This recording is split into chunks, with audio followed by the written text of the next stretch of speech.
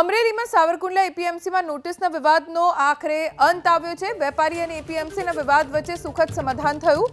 APMC અને વેપારીની વચ્ચે વાટાઘાટ પછી વેપારીઓની અચોક્કસ મુદ્દતની હડતાળ સમેટાઈ છે। છેલ્લા 4 દિવસથી એપીએમસીમાં જાહેર હરાજી બંધ હતી। એપીએમસીમાં જાહેર હરાજી શરૂ થતા ખેડૂતોની મુશ્કેલી દૂર થઈ છે। વધુ જાણકારી અમારા સંવાદદાતા હરેશ પાસેથી મેળવીશું। હરેશ, આખરે હડતાળનો અંત આવ્યો છે। ખેડૂતોની સૌથી પહેલા પ્રતિક્રિયા શું આવી?